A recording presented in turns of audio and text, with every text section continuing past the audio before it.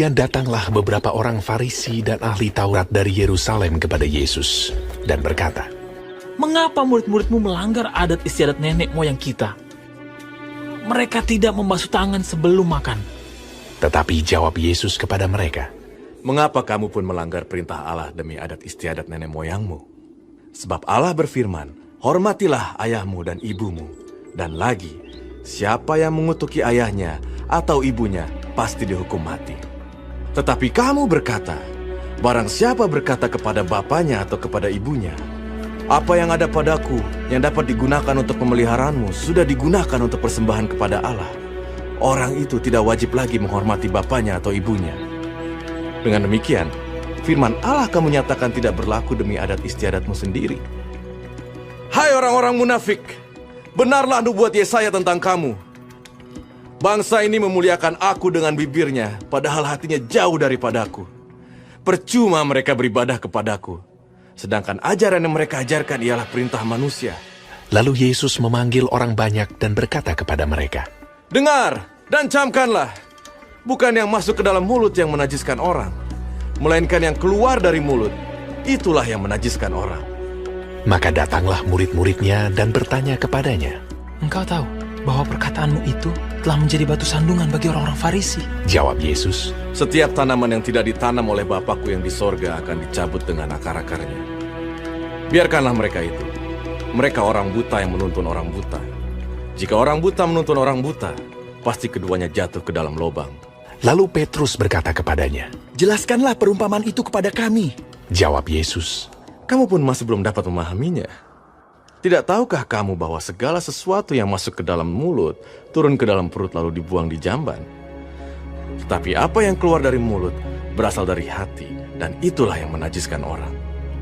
Karena dari hati timbul segala pikiran jahat, pembunuhan, perzinahan, percabulan, pencurian, sumpah palsu, dan hujat.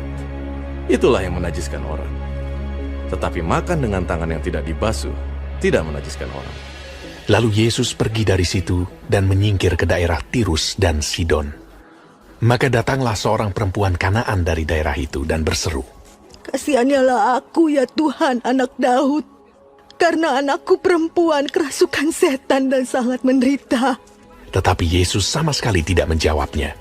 Lalu murid-muridnya datang dan meminta kepadanya. Suruhlah ia pergi. Ia mengikuti kita dengan berteriak-teriak. Jawab Yesus, Aku diutus hanya kepada domba-domba yang hilang dari umat Israel. tetapi perempuan itu mendekat dan menyembah dia sambil berkata, Tuhan, tolonglah aku. Tetapi Yesus menjawab, Tidak patut mengambil roti yang disediakan bagi anak-anak dan melemparkannya kepada anjing.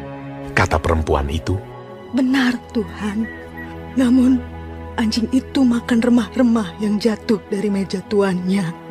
Maka Yesus menjawab dan berkata kepadanya, Hai ibu, besar imanmu. Maka jadilah kepadamu seperti yang kau kehendaki.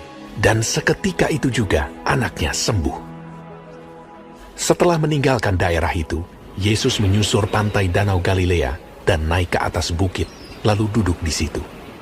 Kemudian orang banyak berbondong-bondong datang kepadanya membawa orang lumpuh, orang timpang, orang buta, orang bisu, dan banyak lagi yang lain.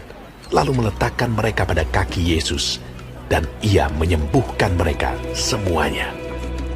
Maka takjublah orang banyak itu melihat orang bisu berkata-kata, orang timpang sembuh, orang lumpuh berjalan, orang buta melihat, dan mereka memuliakan Allah Israel.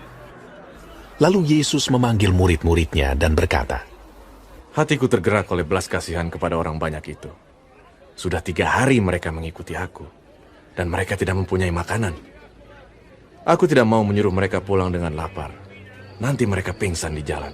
Kata murid-muridnya kepadanya, Bagaimana di tempat sunyi ini kita mendapat roti untuk mengenyangkan orang banyak yang begitu besar jumlahnya? kata Yesus kepada mereka. Berapa roti ada padamu? 7. Jawab mereka. Dan ada lagi beberapa ikan kecil.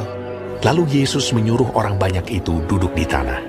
Sesudah itu ia mengambil ke-7 roti dan ikan-ikan itu, mengucap syukur, memecah-mecahkannya, dan memberikannya kepada murid-muridnya.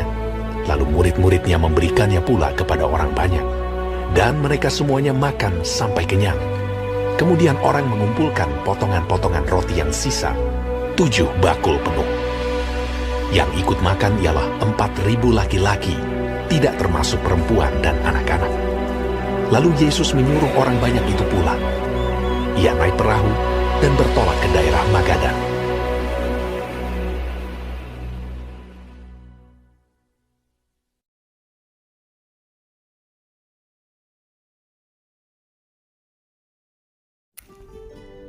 Shalom saudara-saudaraku yang kekasih dalam Tuhan Yesus Kristus. Puji Tuhan, kita masih diberi kesempatan hidup dan dapat mempelajari firman Tuhan, panduan kehidupan dari Matius 15 mengenai perintah Allah versus tradisi orang Yahudi atau adat istiadat mereka. Saudaraku, setiap bangsa punya tradisi, ya. Banyak tradisi yang baik yang patut dilestarikan. Tapi untuk tradisi yang tidak sesuai dengan firman Tuhan, kita harus berkata tidak. Tuhan Yesus menegur kemunafikan para ahli Taurat karena mereka mengutamakan tradisi daripada melaksanakan perintah Tuhan. Contohnya tradisi memberikan persembahan. Itu baik. Namun yang salah karena mereka mengizinkan orang mengabaikan perintah Tuhan untuk menghormati dan memelihara orang tuanya demi memberi persembahan. Jadi mereka lebih mengutamakan tradisi manusia daripada melaksanakan firman Tuhan. Mereka hanya memuliakan Tuhan dengan mulut, tetapi hati dan kelakuan jauh daripada itu. Mereka lebih mementingkan hal-hal yang kelihatan secara lahiriah, tapi hal-hal yang ada dalam batinnya atau rohani mereka tidak peduli. Mereka lebih mementingkan tradisi mencuci tangan daripada menjaga hati kudus, pikiran, perkataan, perbuatan yang kudus. Nah, jadi tradisi yang baik kita harus lakukan. Tetapi tradisi yang bertentangan dengan firman Tuhan kita harus tegas jelas menolak. Tuhan Yesus mau kita sungguh-sungguh menjadikan firman Tuhan adalah dasar kehidupan, pedoman atau penuntun hidup kita, supaya kelakuan kita yang tidak baik, yang salah, itu terus diproses, diperbaharui oleh Tuhan. Jadi yang utama adalah melakukan kehendak Tuhan. Demikian mengenai bagian perikop ini. Selanjutnya mengenai kuasa mujizat yang dilakukan Tuhan Yesus Kristus. Luar biasa saudara-saudaraku kalau kita membaca ini dengan detail bahwa Yesus adalah Tuhan yang sangat berkuasa. Ya. Ada 3 mujizat yang dicatat dalam Matius 15. Yang pertama, Yesus berkuasa atas setan. Ya. Kuasa ini dinyatakan melalui iman yang besar dari seorang perempuan Kanaan. Ia orang kafir, belum mengenal Tuhan. Ya. Maka Tuhan Yesus terlebih dahulu menguji apakah ia sungguh-sungguh memiliki iman percaya, mulai dengan seolah tidak memperdulikan. Bahkan murid-murid Yesus pun ingin mengusirnya. Lalu Yesus menekankan tujuan misinya dan membandingkan perempuan itu dengan anjing.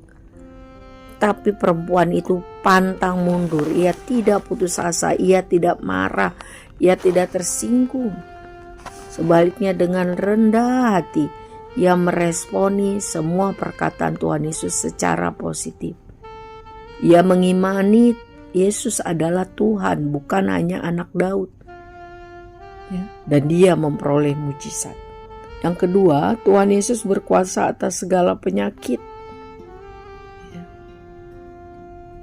Ketiga, Tuhan Yesus juga berkuasa atas banyak orang, memberi kebutuhan jasmani, ya, memperbanyak jumlah dari 7 roti dan hanya beberapa ikan.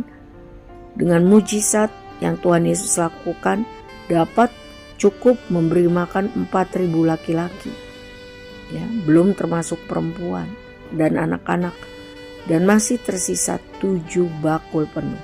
Jadi melalui Matius 15 ini Kita melihat betapa Tuhan Yesus berkuasa. Mari kita sungguh-sungguh percaya kepadanya dan menyerahkan seluruh pergumulan hidup kita kepada Tuhan Yesus. Ia sanggup memberi jalan keluar dan menolong kita, karena tidak ada yang mustahil bagi Tuhan. Kita tidak perlu khawatir akan masa depan kita. Mari kita sungguh-sungguh datang kepada Tuhan dalam doa, dalam pujian, dalam penyembahan, dan juga di dalam puasa. Hidup mati kita ada di tangan Tuhan. Terpujilah Tuhan kita Yesus Kristus yang maha baik dan berkuasa. Amin. Tuhan memberkati.